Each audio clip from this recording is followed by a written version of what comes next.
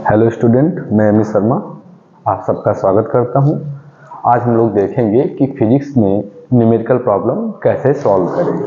ज़्यादातर देखते हैं कि बच्चों को क्लास 10th के न्यूमेरिकल प्रॉब्लम सॉल्व करने में बहुत समस्या होती है, तो हम लाइट, रिफ्लेक्शन और रिफ्रैक्शन का एक एग्जाम्पल 10.1 NCERT का लेके आए हैं। आप लोग देखिए कि क्वेश्चन को पढ़ने की अप्रोच क्या होगी और इसको क्वेश्चन से डेटा एब्स्ट्रैक्शन मतलब इंफॉर्मेशन कैसे निकालें और कैसे क्वेश्चन को सॉल्व करें कि आपको मार्क्स पूरे मिले। ठीक है, तो हम स्टार्ट करते हैं क्वेश्चन से अपने। तो सबसे पहले जब हम क्वेश्चन को लिखने जा रहे हैं तो यहाँ पे देखेंगे लिखा है क्वेश्चन में एक कॉन्वेक्स मिरर। तो सबसे पहले हमें जानना है इसमें कि कॉन्वेक्स मिरर क्या होता है। तो मिरर टू टाइप्स के होते हैं।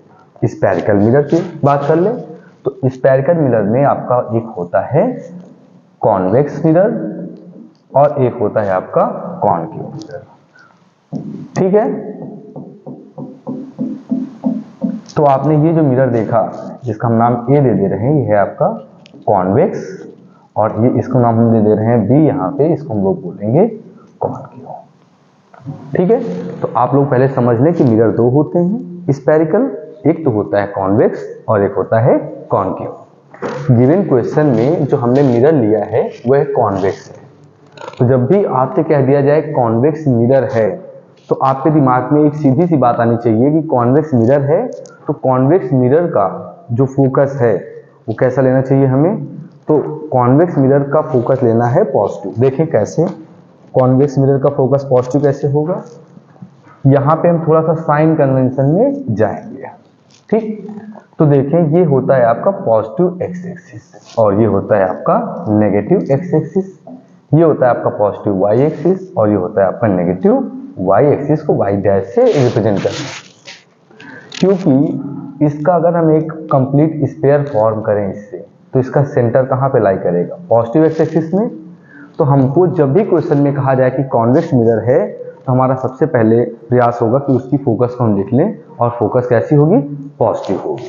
तो पहले इन्होंने कहा कॉन्वेक्स मिरर, तो हमारे दिमाग में एक बात आ गई गिवन में कि हमने लिखना है गिवन और गिवन में बोल देना है कि फोकस कैसा है ना, पॉजिटिव होगा। अब फोकस क्या होगा वो देखेंगे अभी। Used for rear view. अब यहाँ पे दूसरा है कि कॉन्वेक्स मिरर को यूज करा गया है फॉर रियर व्यू। तो रियर व्यू का मतलब होता है कि जब आप पीछे का कुछ देखना चाहते हैं, जैसे आप कार ड्राइव कर रहे हैं, बाइक ड्राइव कर रहे हैं और आपको लगता है कि पीछे कोई व्हीकल तो नहीं आ रहा है या कोई गाड़ी तो नहीं आ रही है, तो आप क्या यूज करते हैं कि अपने शीशे में देखते हैं और आपको कंफर्म हो जाता है नहीं अभी पीछे कोई व्हीकल नहीं है। तो रियर व्यू के लिए ये कार और बाइक में यूज करते हैं हम लोग, कार में भी यूज करते हैं और बाइक में भी हम इसका यूज करते हैं। ऑन एंड ऑटोमोबाइल, तो ऑटोमोबाइल का मतलब ये है कार हो, बाइक हो, ट्रक हो, इन सारे जितने भी व्हीकल्स हैं यूज करते हैं। फिर कहा गया इसमें रेडियस ऑफ कर्वेचर। ठीक है, तो रेडियस ऑफ कर्वेचर दिया गया है 3 मीटर। तो इस पॉइंट P से यहाँ इसके सेंटर तक की डिस्टेंस को हम लोग बोलते हैं रेडियस ऑफ कर्वेचर। ठीक, सेंटर तक की डिस्टेंस को पॉइंट P से हम लोग बोलेंगे रेडियस ऑफ कर्वेचर। और फोकस और रेडियस ऑफ कर्वेचर के बीच का रिलेशन है F=R/2। फोकस और रेडियस ऑफ कर्वेचर के बीच का रिलेशन है F=R/2। तो फोकस की जगह पे आप रख देंगे R/2 जो कि हो जाएगा 3/2 मीटर। इसको हम लोग लिख लेते हैं 1.5 मीटर। तो देखो हमें सबसे पहले क्वेश्चन से फोकस मिल गया है। इसके बाद हम ये कह रहे हैं कि if a bus is located at 5.0 meter from this mirror. तो क्वेश्चन में कह रहा है कि एक बस है जो कि 5.0 होने का मतलब है 5 मीटर डिस्टेंस पे। तो यहाँ पे जो बस है located 5.0 meter from this mirror, it means ये बता रहे हैं ऑब्जेक्ट डिस्टेंस। अब आपको हमेशा ऑब्जेक्ट डिस्टेंस को नेगेटिव ही लेके चलना है। आपको मान लेना है कि ऑब्जेक्ट कैसा भी हो, कहीं पे भी हो, तो ऑब्जेक्ट डिस्टेंस जब भी आप न्यूमेरिकल में रखेंगे तो हमेशा नेगेटिव ही रखेंगे। चाहे वो प्लेन मिरर हो, कॉनकेव मिरर हो, कॉन्वेक्स मिरर हो, हर एक तरीके के मिरर में जो हम लोग ऑब्जेक्ट डिस्टेंस रखते हैं वो नेगेटिव ही रखते हैं। तो मिरर से ऑब्जेक्ट की डिस्टेंस कितनी आ रही है, 5 मीटर। तो यहाँ पे हम u को रख देंगे -5 मीटर। माइनस क्यों लगाएंगे? क्योंकि बाई साइन कन्वेंशन ऑब्जेक्ट आपका कहीं यहाँ पे प्लेस होगा, ये आपकी मान लेते हैं बस होगी। ठीक है, तो अब ये नेगेटिव कोऑर्डिनेट में आ रहा है, इसलिए इसकी हम डिस्टेंस को ले लेते हैं नेगेटिव। ठीक है, तो यहां से आपकी ये डिस्टेंस हो गई u, इसको हम लोग बोल लेते हैं ऑब्जेक्ट डिस्टेंस। ठीक है, क्योंकि प्रॉब्लम में हमें बोला गया है कॉन्वेक्स मिरर, तो हम कॉन्वेक्स मिरर पे ही काम करेंगे। फिर आगे क्या कह रहा है कि फाइंड द पोजीशन। तो जब भी प्रॉब्लम में आपको पोजीशन बोले, तो पोजीशन बोलने का उसका मतलब है कि इमेज कहां पर फॉर्म हो रही है।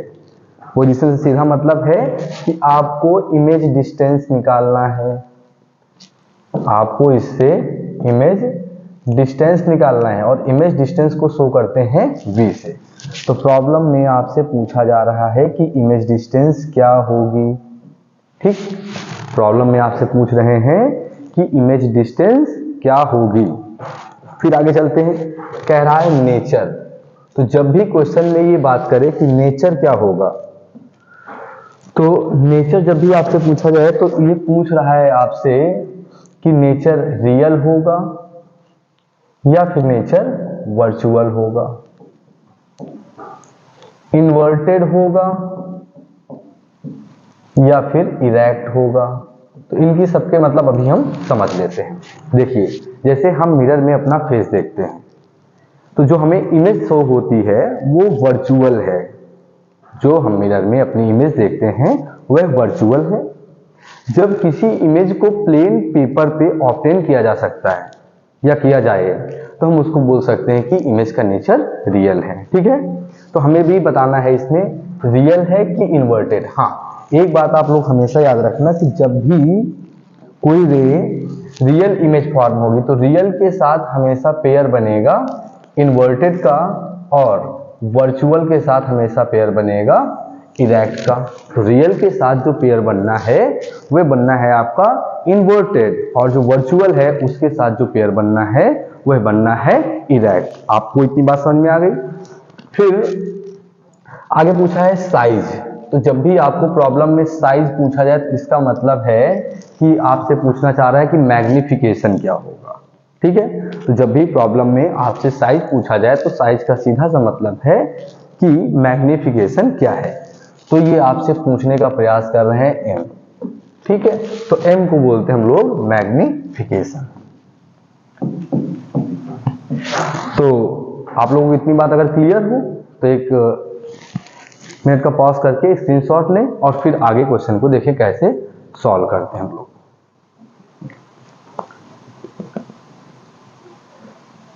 ठीक है, तो सबसे पहले तो हमें निकालना है इमेज डिस्टेंस। तो इमेज डिस्टेंस के लिए फार्मूला हम लोग क्या यूज करेंगे, 1/f equals to 1 divided by v minus नहीं plus 1 divided by u। Formula क्या होता है मिरर का, 1/f equals to 1/v plus 1/u। ठीक है, आप सबको याद रहेगा मिरर का formula 1/f equals to 1/v plus 1/u। तो ये हो गया हमारा मिरर का फार्मूला। ठीक है, अब इसमें हम वैल्यूज प्लेस करते हैं।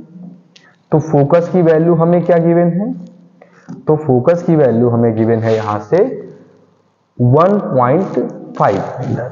अब क्योंकि क्वेश्चन में दिया गया है कॉन्वेक्स मिरर है, तो कॉन्वेक्स मिरर की जो फोकस होती है पॉजिटिव होती है। हमने साइन कन्वेंशन यहाँ पे यूज किया था। तो रेडियस से हाफ डिस्टेंस आपकी ये फोकस होगी इसकी। ठीक है, तो फोकस की वैल्यू हमने रख ली है यहाँ पे 1.5 मीटर इक्वल्स टू 1/v। हमें इमेज डिस्टेंस फाइंड आउट करना है, और साथ में हमें देखना है कि यहाँ पे u ऑब्जेक्ट डिस्टेंस कैसी है, नेगेटिव। तो यहाँ पे तो पहले साइन है प्लस, और यहाँ पे ऑब्जेक्ट डिस्टेंस रख लिया जाएगा -5 मीटर। अभी माइनस और प्लस का जब प्रोडक्ट होता है तो वैल्यू आ जाती है नेगेटिव। तो इसको हम लोग बोल लेंगे 1 डिवाइडेड बाई 1.5 मीटर। ये हो जाएगा आपका 1/v माइनस 1/5 मीटर। अब ये माइनस का है इधर, तो जैसे इसको हम लेफ्ट में लेके आएंगे इसकी वैल्यू हो जाएगी प्लस की। तो 1 डिवाइडेड बाई 1.5 को हम 15 मीटर, और पॉइंट ये कैंसिल करेंगे तो यहाँ पे एक जीरो बढ़ेगा, तो ऊपर हो जाएगा 10। इधर माइनस का 1/5 था, इधर आके ये प्लस का 1/5 5 मीटर हो जाएगा और हम इसको लिख देंगे 1/v। इतना क्लियर है आप सभी को? अब देखें इसमें हम आगे कैसे बढ़ते हैं। ठीक है ना? तो अब इससे 1/v, अच्छा जब भी हम ऐसे नंबर को ऐड करते हैं तो डिनोमिनेटर इक्वल होने चाहिए। तो देखो इसमें अगर हम 3 से मल्टीप्लाई करें न्यूमरेटर और डिनोमिनेटर दोनों में, तो ये वैल्यू कन्वर्ट हो जाएगी 10/15 मीटर प्लस